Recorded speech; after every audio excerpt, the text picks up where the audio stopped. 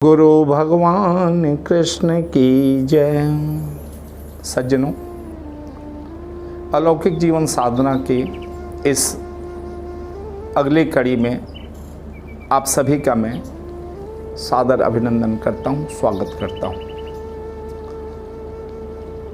दुनिया में बहुत सारे लोग हैं जो भ्रमित हैं कि सिर्फ हमें पापों से ही बचना है, तो वे इस भ्रम में है कि हमें पुण्य का संग्रह करना है। अगर उनसे कहो नहीं, आपको पुण्य का भी संग्रह नहीं करना है, तो उन्हें लगेगा कि मैं जाने क्या बक रहा हूं, मैं जाने क्या कह रहा हूं।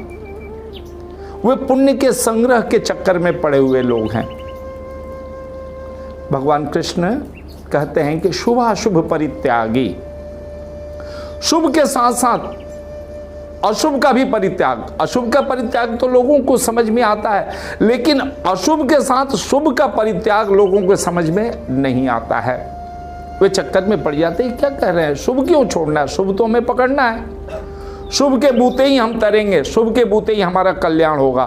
बिल्कुल गलत बात, बिल्कुल ही भ्रामक बात। भगवान कहते हैं शुभाशुभ परित्यागी भक्तिमान समय प्रिय, वही मुझे भक्त के रूप में स्वीकार्य है, वही मुझे प्यारा है, जिसने अशुभ के साथ साथ शुभ को भी छोड़ दिया है। कारण वजह क्या है? ये शुभ को पकड़ेगा कौन, ये शुभ का संग्रह कौन करेगा? मैं करूंगा, मैं बचा रह गया। अगर मेरा अस्तित्व रह गया तो यह तो संभव ही नहीं है कि मैं सिर्फ अशुभ से ही बचूं, शुभ से भी बचना होगा। और अगर शुभ का संग्रह करने लगे, अशुभ भी अपने आप आएगा। शुभ की पहचान ही अशुभ से होती है। सज्जनों, दिक्कत क्या है कि जिससे आप बचने का प्रयास करेंगे वह आपके और भी सिर पे चढ़ जाएगा। एक छोटी सी कथा आपको मैं सुनाना चाहूंगा आज। एक सीधे सरल व्यक्ति ने अपने गुरु के पास जाके कहा कि गुरुदेव, मुझ पे साधना तपस्या करने के लिए अधिक समय नहीं है, मैं कहाँ तक साधना करूँ, कहाँ तक तपस्या करूँ, मुझे तो ऐसा कोई मंत्र बताओ रातों रात मैं सिद्ध हो जाऊं। गुरु जी ने कहा बेटा, ऐसा कोई रास्ता, ऐसा कोई मंत्र, ऐसा कोई पंथ नहीं है, रातों रात हम सिद्ध नहीं हो सकते, समय तो देना ही पड़ेगा। लेकिन जब उसने बहुत जिद करी तो गुरुजी ने सोचा ये ऐसे नहीं समझेगा, इसको व्यवहारिक तरीके से, प्रैक्टिकल तरीके से समझाना पड़ेगा। उन्होंने कहा कि देखे, तो एक रात में सिद्ध हो जाएगा, सफल हो जाएगा, लेकिन एक शर्त है, तुझे किसी भी एक विचार का, वस्तु का, ध्यान का त्याग करना पड़ेगा। उसने कहा गुरुजी बताओ, जिस चीज का कहोगे उसी का मैं त्याग कर दूंगा। गुरुजी ने कहा तुझे टमाटर की ज्यादा याद तो नहीं आती? उसने कहा टमाटर की क्यों याद आएगी, मैं तो टमाटर याद करता ही नहीं, टमाटर में याद करने को है क्या? कहा बस तू टमाटर को छोड़ दे, टमाटर की चर्चा, टमाटर को याद करना ही छोड़ दे, एक रात में तू सिद्ध हो जाएगा। शर्त यही है कि जिस रात में तुझे सिद्धि मिलेगी उस रात के पहले वाले दिन में तुझे टमाटर को याद नहीं करना पड़ेगा। उसने कहा नहीं करूंगा, पक्की बात। गुरुदेव ने कहा ठीक है, तो चले पधारे। जब वो चलने को हुआ तो उसके मन में फिर शंका हुई कि टमाटर की बात क्यों करिए, टमाटर में ऐसा क्या है? उसने फिर से पूछ लिया, गुरुदेव तुमने टमाटर की ही कही है ना? गुरुजी ने कहा हाँ बेटा, टमाटर की ही कही है, टमाटर को याद नहीं करना। अब वो वहाँ से चल दिया, सोच रहा है, सिर खुजा रहा है कि टमाटर में क्या है ऐसा कि उसे छोड़ना पड़ेगा, टमाटर को हमने पकड़ा ही नहीं, टमाटर में याद करता ही नहीं, फिर टमाटर में क्या दिक्कत है? चला आ रहा था, रास्ते में एक गुरु भाई मिल गए, एक दूसरे शिष्य मिल गए गुरुजी के। उन्होंने कहा क्यों भैया, कहाँ से आ रहा? कहा देख मैं आ तो रहा हूँ गुरुजी के यहाँ से। आज गुरुजी ने एक अजीब सी बात कही है। उन्होंने कहा कि मुझे टमाटर को याद नहीं करना है। तू बता, मैंने कभी टमाटर की चर्चा करी तो उसे? गुरु भाई ने कहा नहीं करी। मैं टमाटर को याद करता हूं? नहीं करते हो। टमाटर में याद करने को क्या है? बोला यही बात तो मेरे समझ में नहीं आ रही। गुरु जी ने कहा कि टमाटर को याद नहीं करना। मैं टमाटर को कब याद करता हूं ये बता? कभी किया ही नहीं, जरूरत ही नहीं, मतलब ही नहीं। वहां से आया, रास्ते पर यही सोच रहा है कि टमाटर को मैं क्यों याद करूंगा, मैं तो करता ही नहीं। गौर करेंगे, लगातार वही टमाटर याद किए जा रहा है। छोड़ने की बात है ना।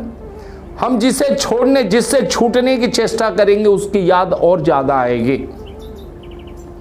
चला रहा, घर पहुंचा। घर पहुंचते ही पत्नी से कहा, सुनो, आज से हमारे घर में टमाटर की चर्चा नहीं होनी चाहिए। पत्नी ने कहा होती कब है ये बताओ? मैंने कब किया?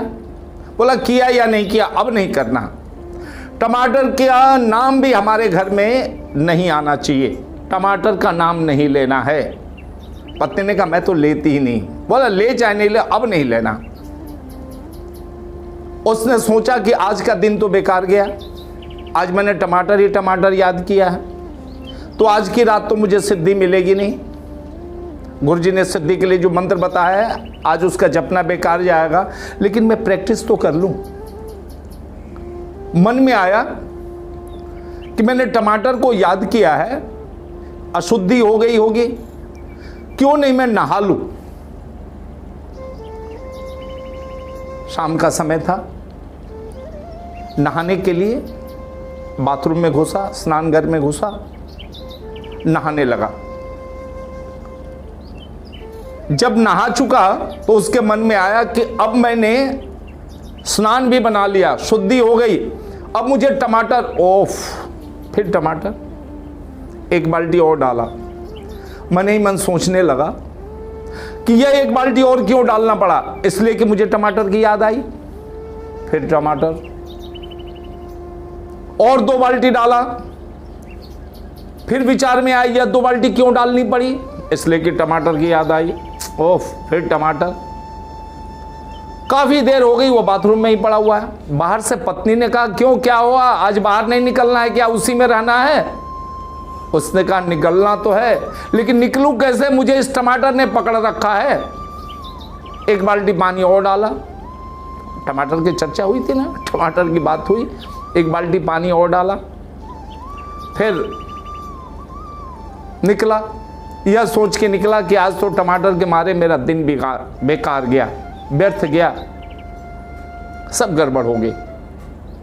चलो आज ऐसे ही कर लेते हैं, आज सिद्धि नहीं होगी लेकिन हम जप लेंगे। बाहर आके बैठा, सोचने लगा कि आज का मेरा मौका ही खराब हो गया, आज का दिन व्यर्थ गया इस टमाटर के मारे। अब मैं टमाटर को याद नहीं करूंगा। फिर उसे याद आया, याद तो टमाटर को ही कर रहा हूं, याद तो टमाटर को ही कर रहा हूं। अगले दिन सुबह आंख खुलते ही उसके मन में विचार आया कि कल का तो मेरा समय खराब हो गया, आज मैं टमाटर, ओफ, सुबह से ही टमाटर की याद आ गई। आज मैं टमाटर को याद नहीं करूंगा। लेकिन उसे याद आया कि याद ही टमाटर को किया है। याद रखेंगे, जिस वस्तु से आप भागेंगे वो आपको अधिक जोर से पीछा करेगा, जकड़ लेगा। याद रखना है, कल्याण चाहते हैं तो न तो किसी को पकड़ना है न किसी से भागना है। 1 दिन, 2 दिन, 3 दिन, चौथे दिन जाकर उसने गुरुदेव के पैर पकड़ लिए, कहा गुरुजी सिद्ध होना तो दूर की बात है, बाद में देख लेंगे, पहले मुझे इस टमाटर से बचा दो। याद रखेंगे सज्जनों, सहज जीवन जियो। जो सामने आए सहज भाव से, मैं की भावना से रहित होके बरत लो, झेल लो, समय काट लो। मेरी बात आपको अगर अटपटी लगे तो मेरे पास कोई उपाय नहीं, मुझे जो कहना था कह दिया। यह गोविंद का बतलाया हुआ मार्ग है, सहज जीवन जियो, जो जैसा आ जाए। यह मत कहो कि यह मैं नहीं खाता, वह मैं नहीं खाता। अरे खाने वाले तो शरीर की प्रकृति है, शरीर के प्रकृति के जो अनुकूल है वह खाओ। जो शरीर के प्रकृति के प्रतिकूल है उसका सेवन मत करो। बात खत्म। बचने की चेष्टा ना करो। बचने की चेष्टा करोगे और ज्यादा लिपट जाओगे और ज्यादा घिर जाओगे। सियावर रामचंद्र की जय।